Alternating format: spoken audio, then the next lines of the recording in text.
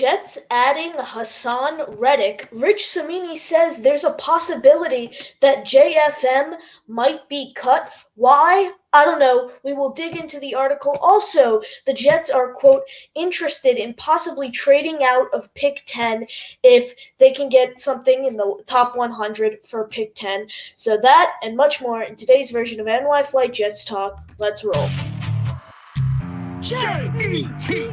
Jets, Jets, let's go. Jets wide receiver Wesley Walker. Wesley, how you doing today? ESPN writer Mr. Rich Samini, Jets reporter for The Athletic, Mr. Zach Rosenblatt, Hall of Famer and Jets legend Mr. Marty Lyons. Your host, Connor Law. Here we are, Easter Sunday. How you guys doing? If you're just joining, today we'll be looking at, reviewing the article that Rich Samini put out about with the Jets adding Hassan Reddick and, JFM, his contract. Is there a chance that there's a possibility that he's cut? So what we're going to do is, first I'm going to put up the article, break it down section by section, then I'm going to pull up his over the cap, and we're going to show you what would happen if we were to cut him today. So first, let me get the article on the screen. How are you guys doing today on this wonderful, it's Easter Sunday. Doing great. Let's say what's up to everyone in the chat before we get to the article. Megan, good to see you. JFM cut. Why? No, he has not been cut yet. He's not been cut yet, but there was I don't know why I said yet. He's not been cut, but there is a possibility that he is, according to Rich Samini. Ricky NY, good to see you. The idea was floated, I guess, due to his contract, but since we would save no money, it won't happen. Yeah, I don't think it would happen. Alan, good to see you. Appreciate the hard work on this Easter day. Thank you, appreciate it. By the way, do you accept any super chats? So, guys, here's the thing. YouTube, they don't let you set up any super chats till you get to 1,000 subscribers, and I believe we're at 642 right now. So, working hard, get to 1,000. And then we can get those super chats. Wild Wave, good to see my man. All right, so we're gonna dive into the article. We're gonna just go straight into the article. So here, we're gonna start off right here. First section of the article that Rich Samini released earlier today. Loaded D. Coach Robert Saleh gushed so much about Bryce Huff at the NFL annual owners meetings that made you wonder why the Jets let him out of the building. He actually compared Huff to a sports icon, saying, quote, "He closes games. People want to say that all he does is rush the passer, but all Mariano Rivera did was close the ninth inning." That's interesting. Bryce Huff definitely did close games. Saleh, who needs pass rushers for his defense almost as much as he needs oxygen, seemed to be sending a message to the front office. General Manager Joe Douglas responded Friday, delivering Hassan Reddick, a prolific closer. In 2022 and 2023, he led the NFL with 12.5 sacks in the fourth quarter. Parentheses, Huff recorded 5, but he had only 124 pass rushes compared to Reddick's 304. So Reddick is getting to the passer more than Huff, but keep reading. Jets defense, already formidable on all three levels, has a chance to be downright nasty. Huff was a big loss because of his age, 25, and rising production coming off a career year with 10 sacks. But Reddick exceeds that on an annual basis. He averaged 12.5 sacks over the last 4 seasons. Pro Football Hall of Famer, member of the Sack Exchange, former Jet, who attended Reddick's Joe Klecko, missed that part, who attended Reddick's alma mater, Temple University, and knows a thing or two about sacks, lauded the addition. Let's see. Quote, Klecko said he is a player and a half. I don't care how good they were on defense last year. It wasn't good enough. Reddick makes them a much better football team. The opposite of a great quarterback is having great guys to put the quarterback down. See, scroll. That's how the NFL works. This is a big deal. I love it. There's a lot to like about Reddick. He is an every down player, quote, parentheses, 74% play time last season. He's durable, parentheses, only 1 game missed in 7 years. He's versatile, meaning that he can stand up and play linebacker. That could allow them to disguise their fronts. Down. The Jets, who finished third in yards allowed and 12th in scoring, did a nice job of keeping what they had. They retained defensive coordinator Jeff Olbrich, who was courted by the San Francisco 49ers. They kept linebacker and captain C.J. Mosley, who reworked his contract. The big loss was Huff, but they responded Friday by trading with the Philadelphia Eagles, Huff's new team.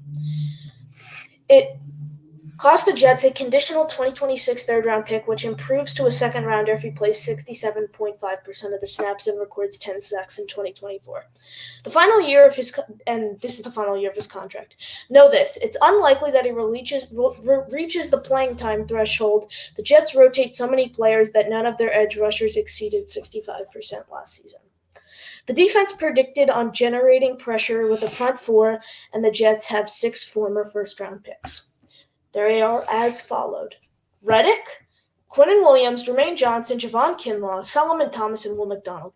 They also have the reliable John Franklin Myers, although he could be the odd man out. We will touch on that in a little. His roster spot is vulnerable because of a $16.4 million cap charge. We're going to go back to the article. We sure are going to finish that article. But wow. So we're gonna break that down. We're gonna break that section down real quick, and then I will get into the chat, and then we will definitely get through the article. So obviously, Jets. We're gonna start from the beginning. Huff leaves the building, and Robert Saleh at the owner meetings he made it evident that he was not super happy with Huff leaving. But Boy Green and I've talked about it with a lot of guys, and a lot of guys have said it on their own respective shows. If Saleh went to Douglas and said he really needs Huff on his defense, I think Douglas would have easily accommodated it. If Saleh goes to him and says, "I need Huff back for 2024," I think it would have happened. But I don't think the Jets really needed him, like, key piece. But I think the Jets kind of knew they were losing him after the whole hometown discount thing. Saleh compared him to Mariano Rivera. Wild Wave, Mariano the GOAT. I'm a Met fan, but Mariano Rivera is sure one of the greatest pitchers of all time. So we're going to go now, moving over to the Reddick trade. Obviously, we brought Reddick in on Friday, and the 2026 conditional comes a second if he plays more than 67.5% of the snaps and reaches double-digit sacks. So last year, he played 74%, but the Jets, Jermaine Johnson, I think, had the most for an edge last year, 64%. So the Jets did not exceed 65% last year in the snap percentage for edge guys, and Reddick just needs to get above 68, and he needs 10 sacks though for that pick to become a second rounder. So that's really interesting. I think it's a great addition. And he obviously rattled off what our defensive line, all the first round pick guys. And he's on his final year of his contract, and Mike Garafolo put out a tweet right after the Jets traded for him that there's a possibility that they're looking to extend him because he's owed $21 million cap room, I believe it is. So similar situation to really that kind of that Mosley situation. And talk about JFM for a little in that section. Then I'll get to his over the cap. Then I'll get to the chat. Then we'll read the second section. So basically, he his roster spot is vulnerable. And the whole thing is that we could save $16.5 million in cap, or 16, whatever it is. My whole thing is we need to keep Mosley. We need to keep JFM. He's a key part of this defensive line rotation. And,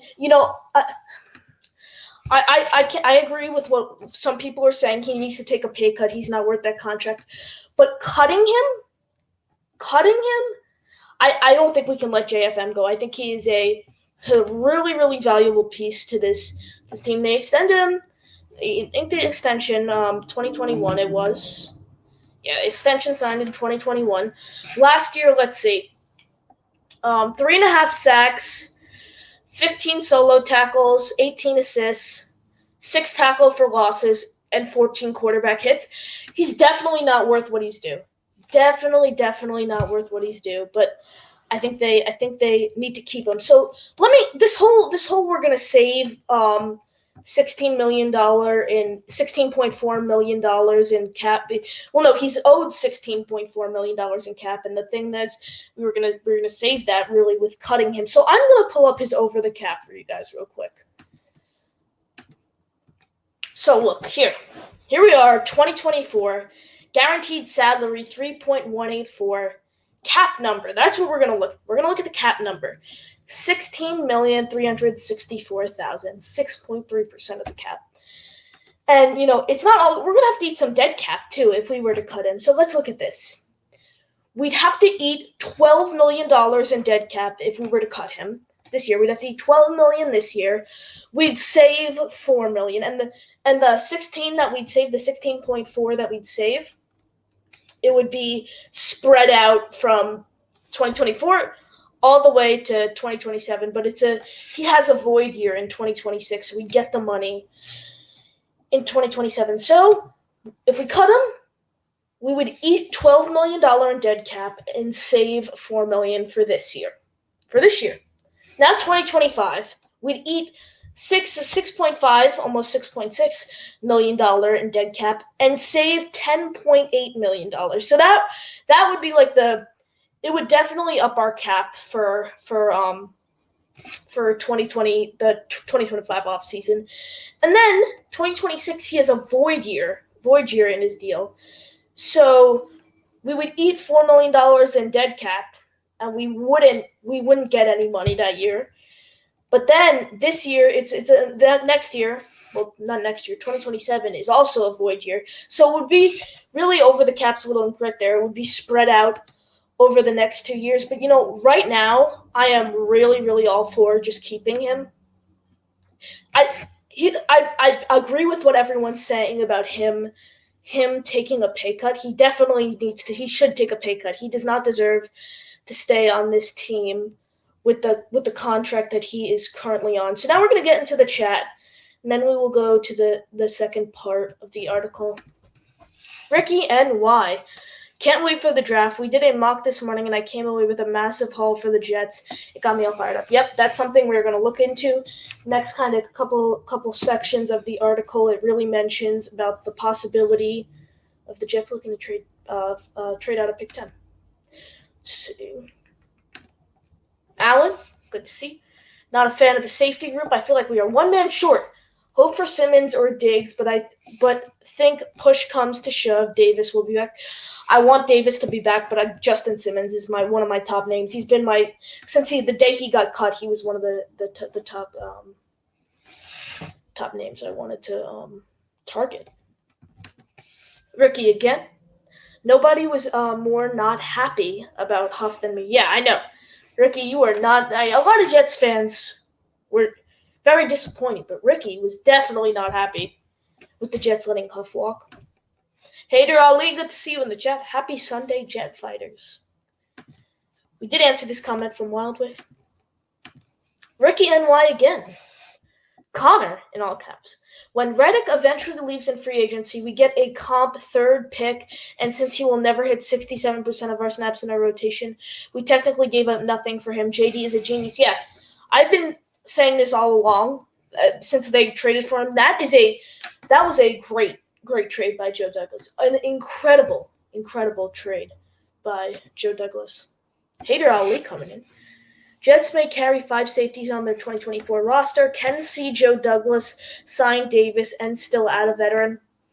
So right now, we have Tony Adams, Chuck Clark, Jarek Bernard Converse. So you think sign Davis, that would be 4, and then sign a veteran? I don't know about that. I definitely won't rule it out, but I don't know about that.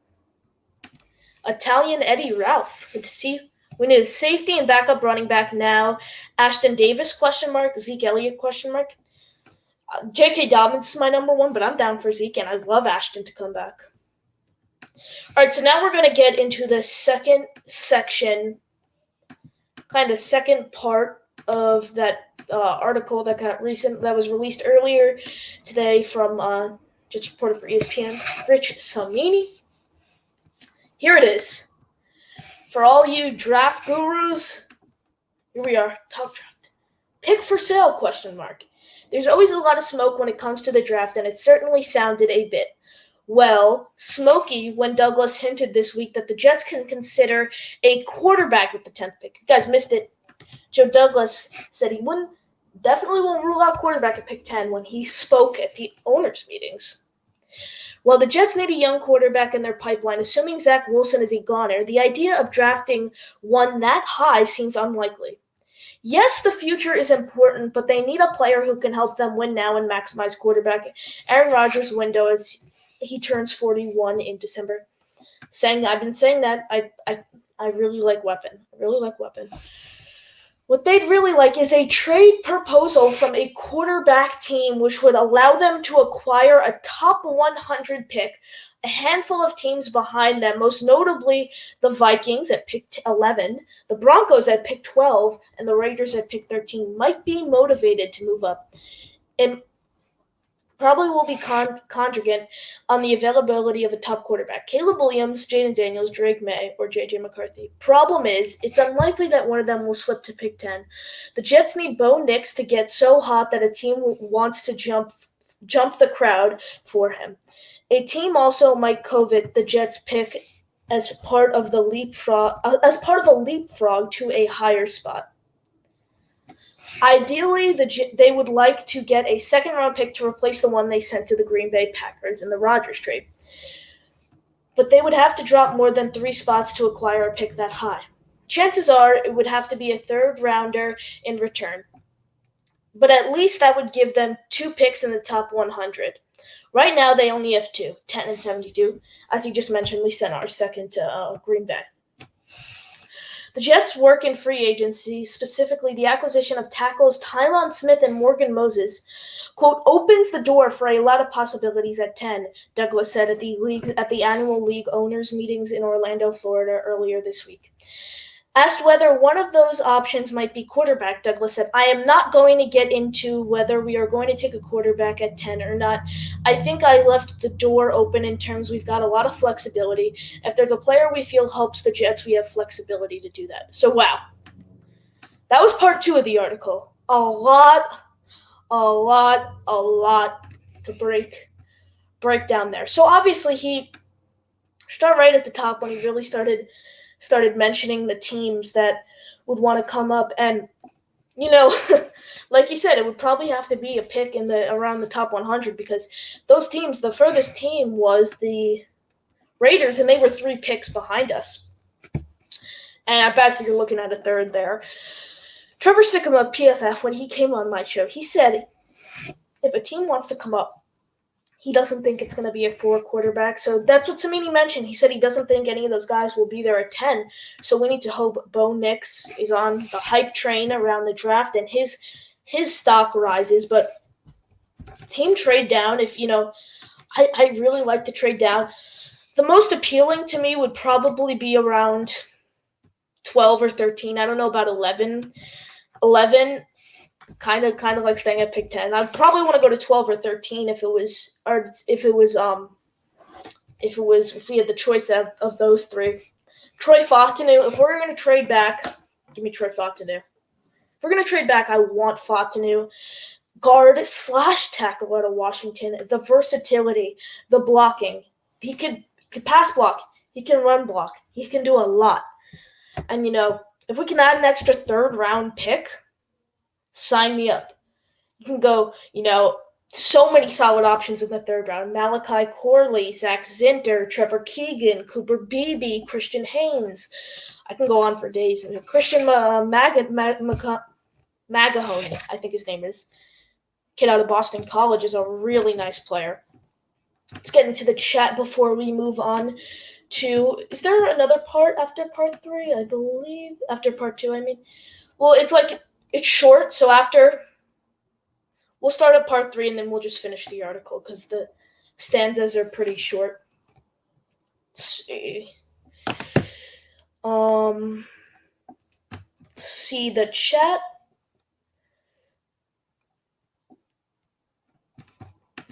Oscar the Grouch. I would rather stay at 10 and get the cream of the crop at any position rather than get cute trade at I'm gonna disagree with you there, Oscar. I'd rather trade back 2 to 3 picks, pick up an extra third rounder, and I think there are a lot of players the Jets that would fit the Jets well, and I think a few of them will still be there in that 12 to 13 spot. So if we could pick up an extra third round pick and move down 1 to 2 to 3 spots, all day.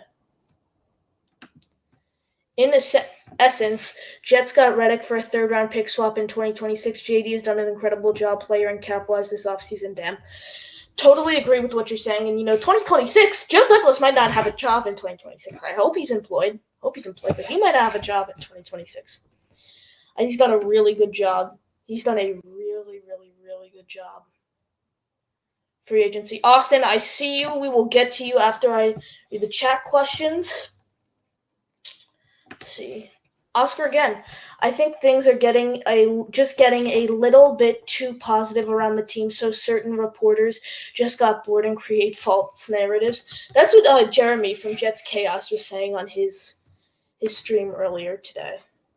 That's what he was saying. Maybe that's the case. I don't know. I just, I hope JFM is not cut. I really want to see him back. Keep reading. Zeke going back to Dallas. I'd take a flyer on Dobbins, but he might want to play for his former offensive coordinator in LA. I love Dobbins. I agree with what you're saying. I think Dobbins is my number one guy. In my opinion, JD and Co. will either restructure or give a new contract to JFM. Can give him a 2 to 3 year deal, guarantee about 16.5, and add 2 void years at the end of his contract. Can Jets save around 12 to 13 million? Can save Jets around 12 to 13 million dollars this season. Yeah, his last 2 years of his contract that he's currently on are 2 void years right now.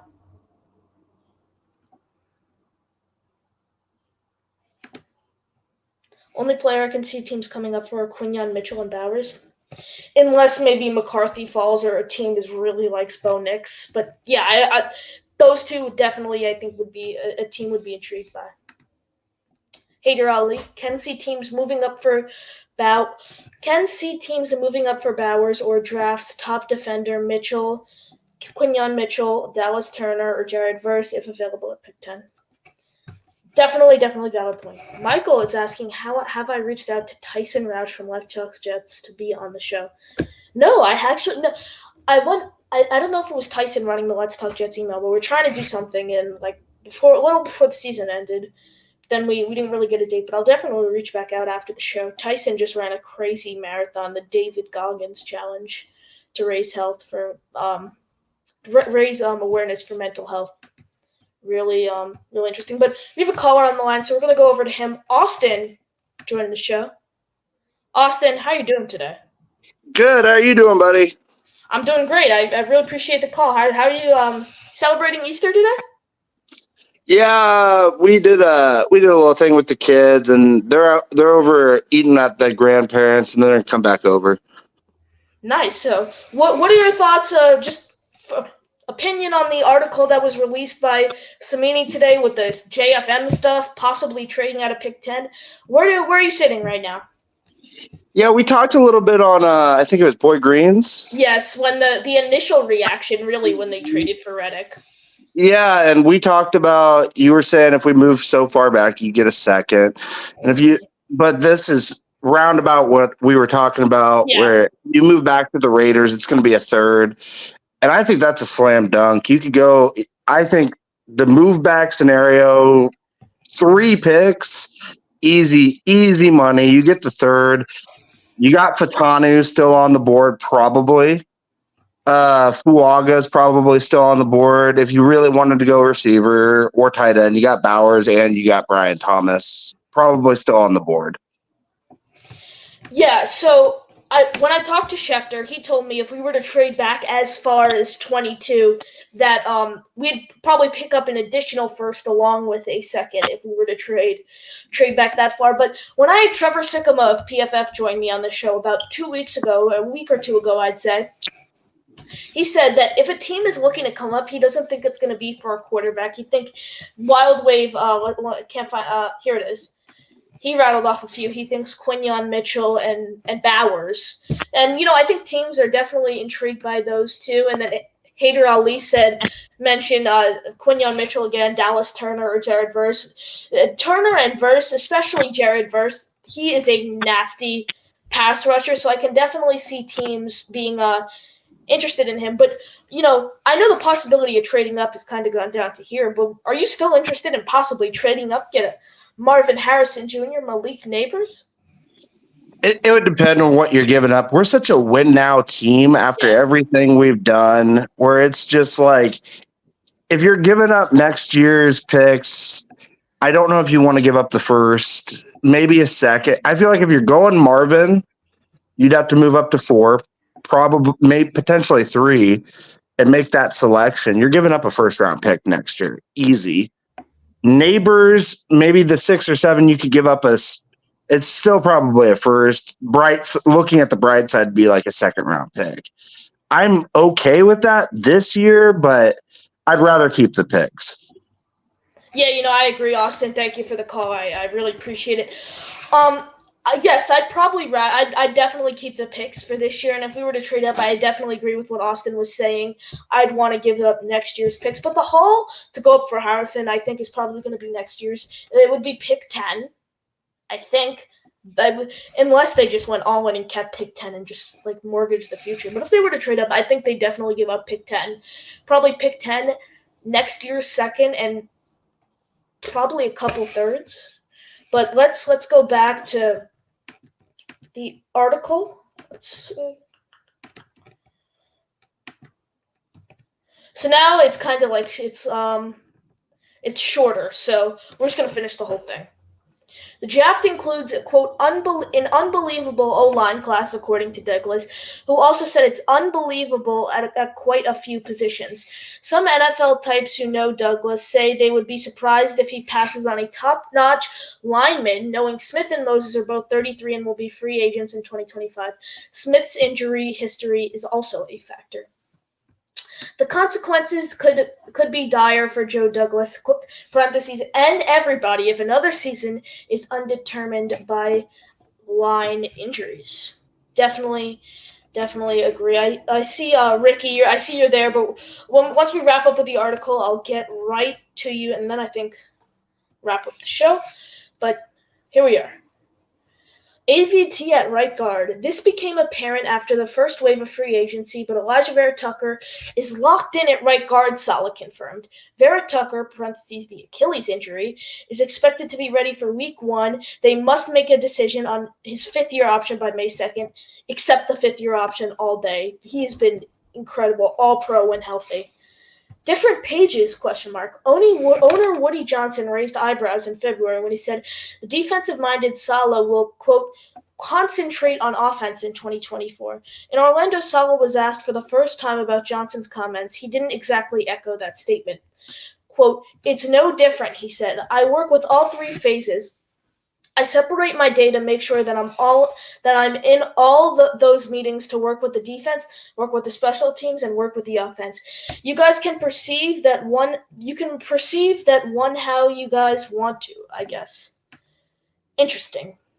Johnson is hell-bent on improving an offense that has ranked bottom 4 in scoring for 5 straight seasons, which has reiterated to reporters in Orlando. Johnson said he's pretty impressed with their free agent moves, claiming this team is, quote, definitely better after 3 straight losing seasons. Saleh is under immense pressure to deliver. Still looking. The Jets have added 9 new players, and they still have work to do. They're looking to add at safety, running back, parentheses, depth, and possibly wide receivers. Coach Carter. Saleh offered an interesting take on offensive line coach Keith Carter, whose aggressive style has chafed some players in their first season with the Jets. One of his former players with the Tennessee Titans, Taylor Lewan, has been critical of Carter. Saleh acknowledged that Carter is a, quote, hard-charging coach, but he has insisted he's a hell of a football coach, and sometimes messaging can get lost in tone. And so I know he's working on all that stuff. He said Carter will, quote, continue to grow not only as a football coach, but as a person. Some players felt Carter was unnecessarily harsh at times with his critiques. His challenge in 2024 is to galvanize a revamped line that will have 3 new starters. Really give him every piece of the puzzle, really. So we got a couple more sections. McCarthy on Smith. One of the challenges that will be keeping the freshly signed Tyron Smith on the field. In Dallas, he missed an average of 6 games per year since 2016 because of injuries including back and knee issues that flared up last season. When he played, he was terrific, capturing second-team All-Pro honors in 2023. Quote, he has a lot of football left. I just think he's played a lot of football. Cowboys coach Mike McCarthy said in Orlando. Quote, the injury challenge he has quote, the injury challenge he has, I mean, that speaks for itself. I thought he did an incredible job last year. I thought our plan for him was probably the best we've had in my time there. If he stays healthy, they've got themselves a special player. Basically, Smith was kept out of live practice drills over the second half of the season. He finished with 13 games played, his highest total since 2019. Saleh said they will communicate with the Cowboys before formulating their own plan.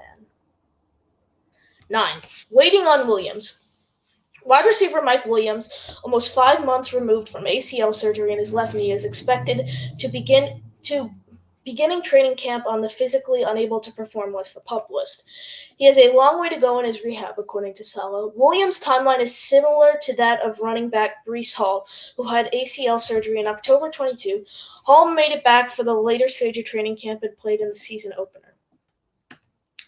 10. All about the money. Johnson surrounded adamant about not releasing Zach Wilson, and it's easy to see why. $5.45 million in guaranteed compensation. That's a lot of money to pay your player not to be on your team. It's valuable cap space too, enough to cover the entire draft class. The sense around the league is that the Jets will have to include a draft pick in the trade as an inducement for a team to absorb a chunk, if not the entire salary. Last section. Heard around the owners' meetings. The Jets never pursued tampering charges against the Kansas City Chiefs in relation to McCole Hardman's recent comments. Johnson said Saleh explored the possibility of adding an experienced coach to the offense in an advisory role, but he will stand pat. Passing game coordinator Todd Downing will be the quarterback coach, replacing Rob Calabrese, who was not retained. Downing was already the primary voice in the quarterback room. There was some surprise that Douglas signed an injury-prone players such as Williams and Smith.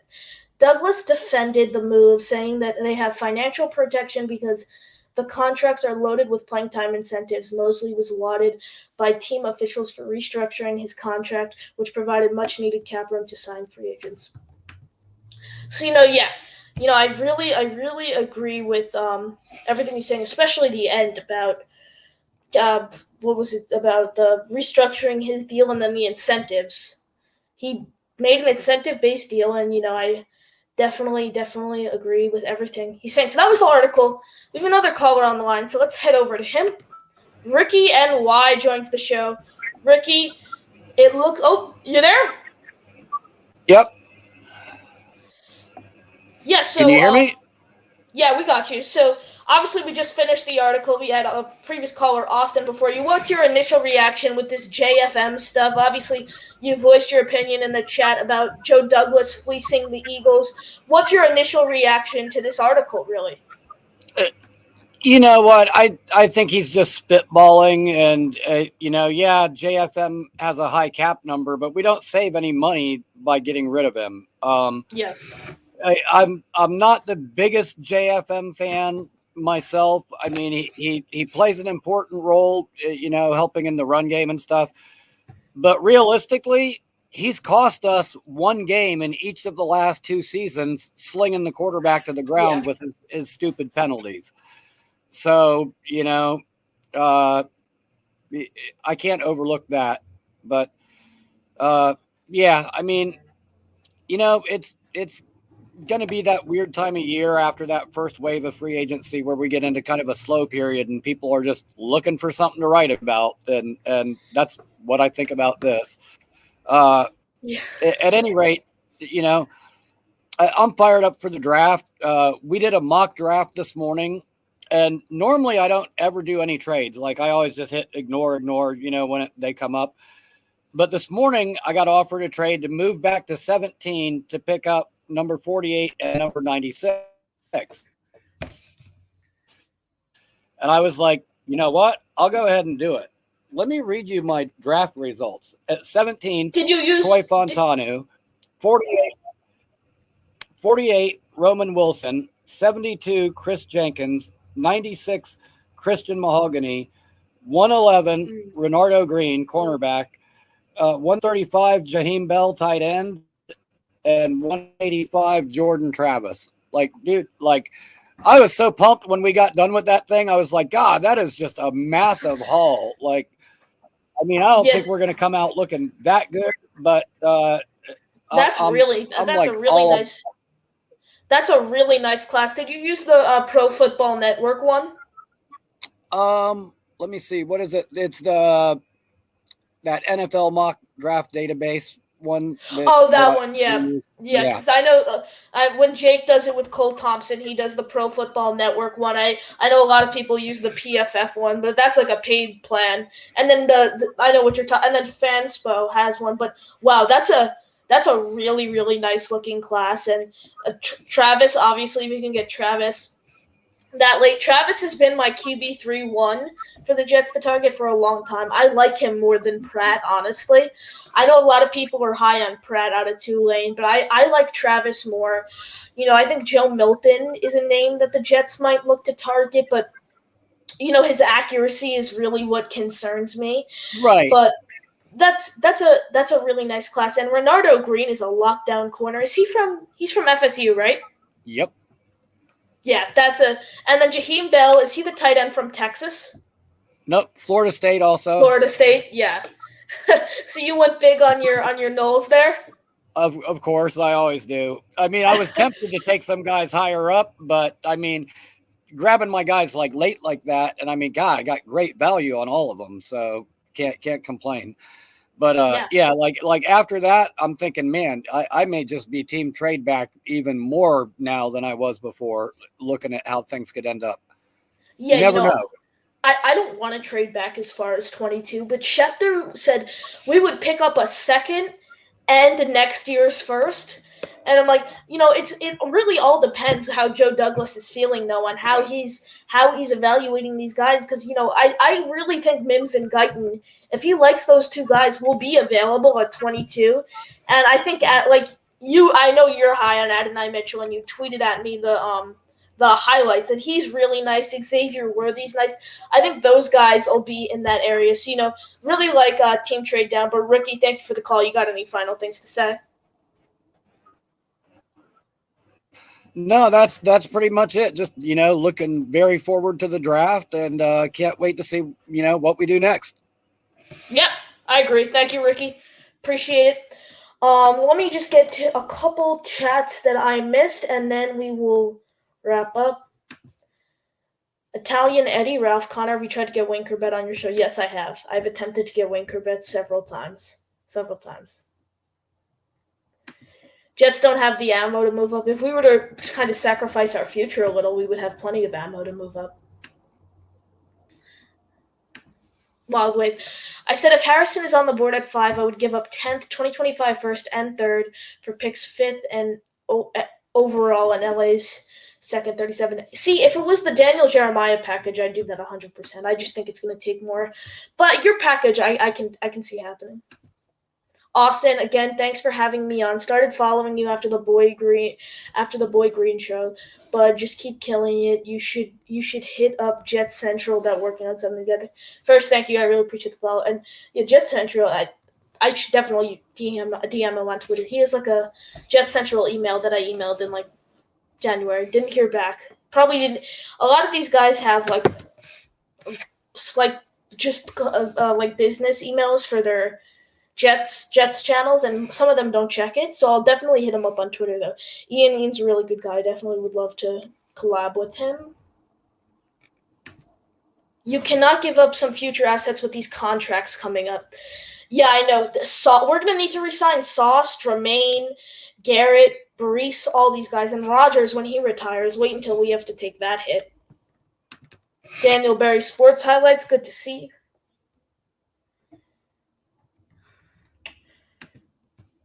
NY Jets Superfan is Team Bauer. Boys, guys, I think we'll wrap up without. We got one more chat from Wild Wave, and then we'll end. He was Tony the GM is in the chat, but Wild Wave agreed with him. But we do have to prioritize spacing out these contracts at the same time. The 2026 dead cap is kind of. I see your point. Yeah, I definitely agree with that. Our 2026 cap, we're gonna need to bring these guys back. But I'll leave you guys with that. Hope you guys are having a great Easter. Have a great rest of your Easter. Thank you guys for watching. As always, JTS, Jets, Jets, Jets.